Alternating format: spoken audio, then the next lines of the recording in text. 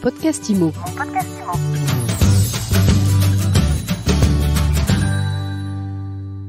Bonjour, bienvenue dans ce nouvel épisode de mon podcast IMO. On est en live du salon Rent et j'ai le plaisir de retrouver Yann Janot. Bonjour. Bonjour Ariane. Alors Yann, vous êtes le président du réseau immobilier La Forêt, un réseau d'agences immobilières réelles avec des vrais négociateurs, des vraies négociatrices, des vrais agents immobiliers. Vous faites quoi ici au salon de la PropTech ? On se demande, oui, un agent réel, en effet, avec 4800 personnes bien réelles. C'est notre conviction, l'immobilier, c'est de l'humain avant tout. Et ce qu'on fait ici, finalement, c'est de l'humain, mais on trouve que la technologie, parfois, peut nous permettre d'automatiser des tâches chronophages, de gagner en productivité, de donner plus de transparence aussi parfois à nos clients et de faciliter la relation. Ce rendez-vous du Rennes, c'est aussi une façon pour vous de voir vos partenaires, de choisir vos futurs fournisseurs ?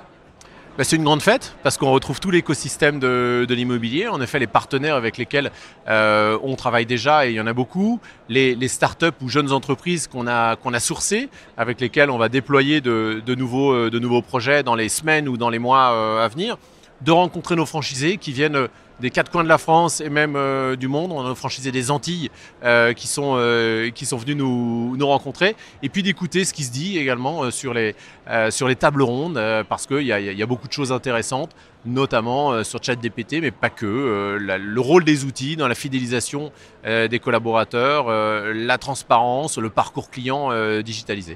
Aujourd'hui, le mot à la mode, c'est l'IA aussi sur ce salon. Oui, il y a deux mots à la mode, il y a IA et ChatGPT. Alors, ils ont certainement un destin différent du mot à la mode il y a quelques années qui était Metaverse, qui a disparu, qu'on voit il y a eu blockchain trop. aussi, non ? Il y a eu blockchain, absolument. Il y a eu tokenisation. On en a chaque année, il y a une thématique. C'est vrai que l'intelligence artificielle a progressé, et partout autour de nous aujourd'hui, les outils de réseaux sociaux, les suites bureautiques intègrent de l'intelligence artificielle. C'est pas nouveau, mais il va falloir voir justement comment on fait un mixte demain entre ces outils qui automatisent, qui créent du contenu, et le rôle de l'humain dans une relation très forte qui est celle de l'achat immobilier ou de la location. C'est quoi aujourd'hui le kit digital indispensable pour une agence immobilière ? Qu'est-ce que vous mettez vous dedans d'ailleurs ? Alors, ce qui est indispensable, c'est déjà de pouvoir prendre rendez-vous en ligne. Ça, c'est la première chose. Donc, le Doctolib, on le connaît. Dans l'immobilier, c'est la même chose. On doit pouvoir prendre rendez-vous le soir sur son canapé, le week-end en dehors des heures d'ouverture d'une agence immobilière. On doit être capable d'échanger des informations de manière numérique et digitalisée rapidement. On doit être capable de signer également de manière électronique. Alors aujourd'hui, c'est évident, nous on a lancé la signature électronique dans le réseau La Forêt en 2017. Donc lorsque le confinement est arrivé, ce qui a révélé la signature électronique, ça faisait 3 ans qu'on utilisait déjà ces outils. Et puis derrière, les avis, la satisfaction client, tout ça, ça fait partie du kit digital incontournable. Vos bonnes emplettes de cette édition du 10e Rent, est-ce qu'il y a des choses qui vont marquer que vous allez proposer à vos franchisés dans les mois qui viennent, et vous vous êtes dit tiens là c'est vraiment une idée intéressante ?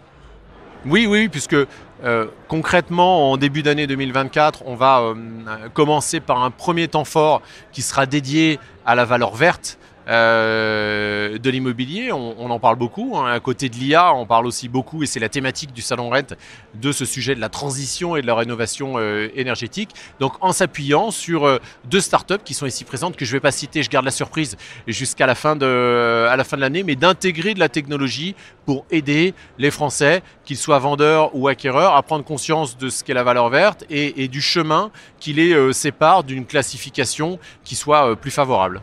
Dernière question, Yann Janot, le marché, on l'a déjà dit ensemble, et puis ça commence à se savoir maintenant, est en plein ralentissement. Est-ce que vous pensez que la PropTech peut sauver l'immobilier aujourd'hui ? Non, je ne pense pas que la PropTech à elle seule peut sauver l'immobilier. L'innovation permet, comme je l'ai évoqué, permet à l'humain, à l'homme qui est quand même omniprésent dans la transaction immobilière et heureusement permet à l'homme de dégager du temps sur des tâches qui sont chronophages, qui prennent beaucoup de temps, qui ne sont pas généralement à valeur ajoutée extrêmement importante, pour justement en consacrer beaucoup plus à ses clients. On a un marché qui a changé. Il y a un maître mot dans ce marché, c'est le suivi. Il faut appeler ses clients, il faut suivre ses vendeurs, il faut suivre ses acquéreurs, il faut suivre le financement, il faut suivre son notaire. Et pour ça, il faut beaucoup de temps. Et là, la technologie peut nous aider et nous aide à gagner du temps et à économiser du temps. Merci beaucoup Yann Janot, président de Laforêt. Merci Ariane. Quant à nous, on se retrouve très vite pour un nouvel épisode de Mon Podcast Immo à écouter tous les jours sur MySuite Immo et sur toutes les plateformes. Mon Podcast Immo. Mon podcast Immo.